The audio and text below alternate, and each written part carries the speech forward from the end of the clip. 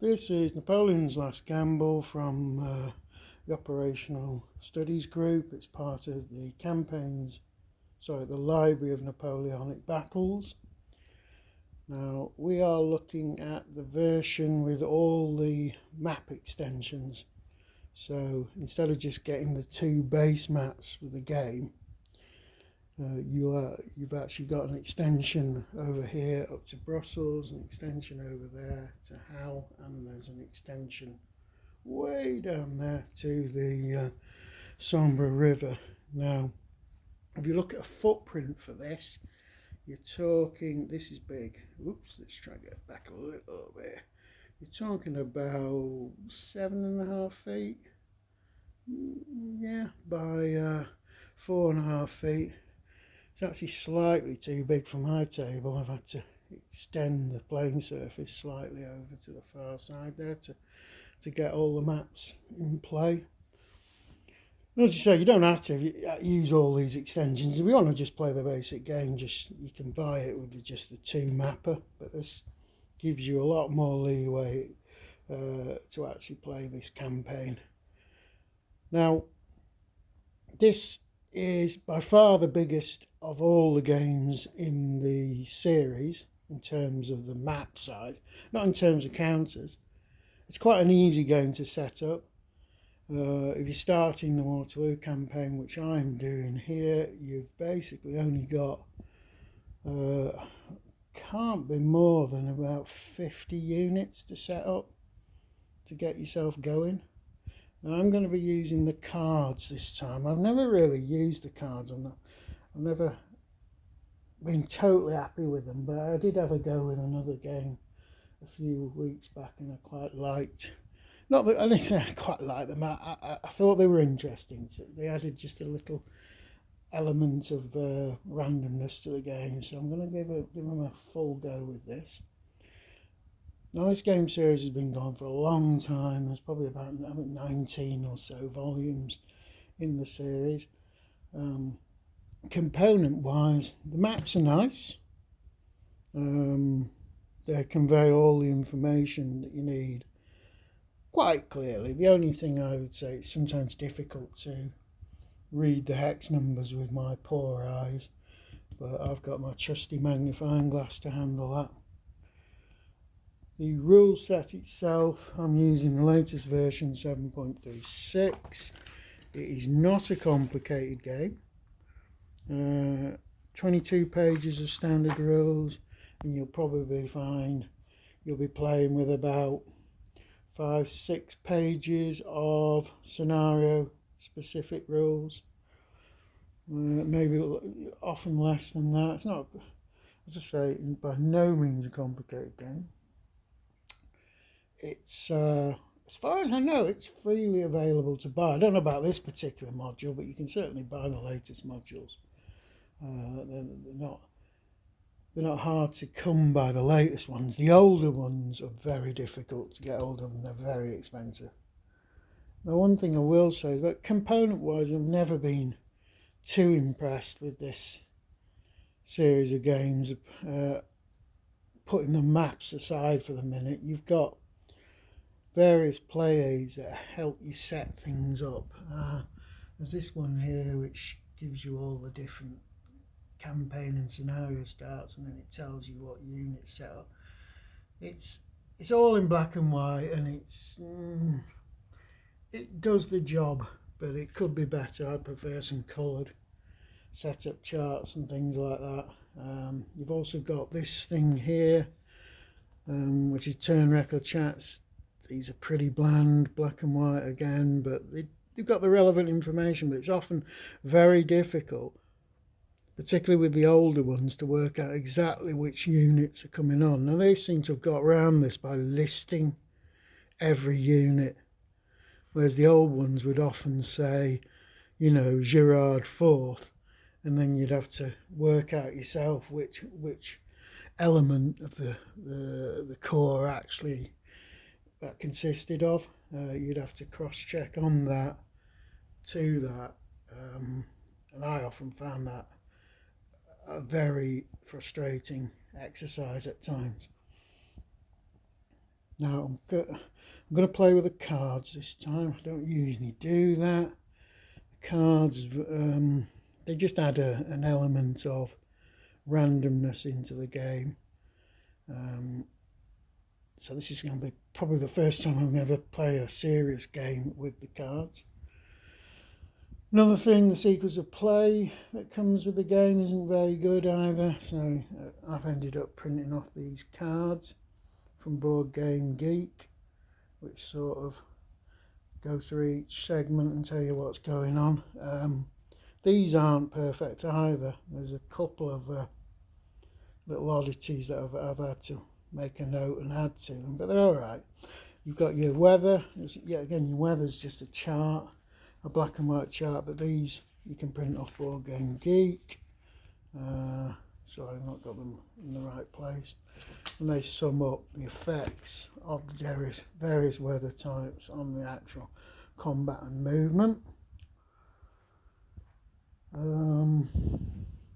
Yeah, the original rules were all in black and white, and all your charts are in black and white and on flimsy paper, but as it's getting later into the series, it's starting to print things on sort of card and in colour, so it is improving slowly, but I still think there's work to be done on the setup charts and everything. But putting all that aside, this particular game wasn't difficult to set up. I think I may say there's probably only about 50 units in total on this series of maps for the setup. Right, in terms of the actual battle itself, this one covers the whole Monty. It covers the crossing of the Sambre, which is almost never covered in any other game. I think it is never covered in any other game. And you've got elements of the French arriving here, and there's got the Prussian First Corps is scattered in its sort of bivouacs throughout the region, guarding the bridges. Obviously Napoleon caught the Allies totally by surprise, particularly the British. He managed to get across the Sambre and place his army between the Prussians over here, concentrating around Ligny, and the British, who were still way away up in the north there. So it totally caught the Duke of Wellington and Blucher by surprise. Now, the two armies, when you get them together, they're a bit of the French army's nowhere near the army it was even in 1813. It's pretty much a shadow of itself, but it's smaller than the two Allied forces, but it is actually a better army.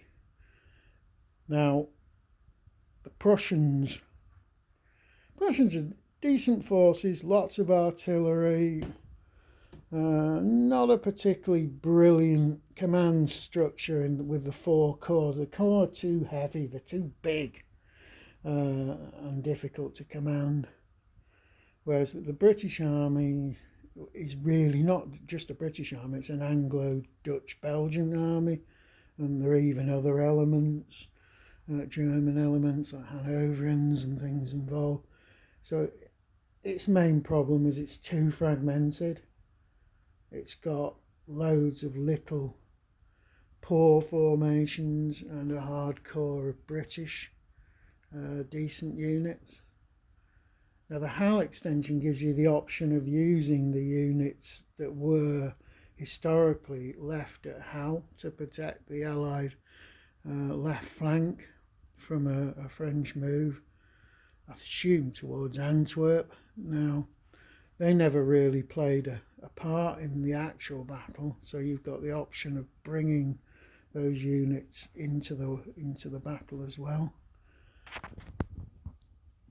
So that's pretty much all I'm going to say about it. Napoleon's got a damn good chance of winning this. He could easily have won it.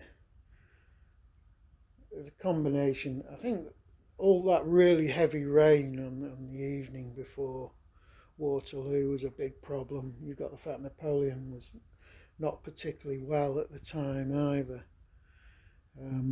Didn't help. But he did show flashes of his earlier brilliance, you know, pulling off the crossing of the Sambre and actually getting his army to sort of isolate the Prussians at Ligny and defeat them in turn. Yet again, if the French wing under Grouchy had actually pursued the Prussian army and prevented them from getting back into the battle by crossing at Wavre, which I cannot see at the top of the, it's around here somewhere, Wavre, you see. If they'd managed to stop the Prussians from getting in there, I think the French would have won the Battle of Waterloo, because the sudden arrival of the Prussians at the critical moment meant it was a no-hoper. So it's up to Grouchy to actually pursue closer and more aggressively and prevent the Prussians rejoining with the British Anglo-Dutch army. And this is why it's an interesting campaign, because it's very, very balanced between the two sides. There's a lot of what-ifs involved here. You know, you've got sort of thing, what if the French had pushed forward and seized Quatre Bras here early on, instead of allowing the British and the Anglo-Dutch units to concentrate here? What if the British and the Prussian units had been able to get those two armies together early in the game? It's a remote possibility, but a possibility. There are obviously other things at Waterloo, as I've said, about the arrival of the Prussians at the critical moment. You've got the fact that if it hadn't been raining, like I said, they would have started a lot earlier on the day of the battle at Waterloo, and also Napoleon's tactics weren't very good. He wasn't feeling brilliant. I think Ney was allowed to run riot because of Napoleon's condition. So lots of little tactical things and lots of little strategic things that could have changed the outcome of this battle. One thing I will say, if the French had won the battle, it wouldn't have made any difference, because there was another set of armies, the Russian and Austrian armies, which were concentrating for an invasion of France. The British would have fallen back on one of their ports or something. You wouldn't have been able to stop them from evacuating. The Prussians would have, what's left of them would have fallen back into Germany, across the Rhine, etc., and regrouped. And then they just would have come back for another go. They were never going to let Napoleon take over France again. It was never going to. It's a non-starter. All right, that's it.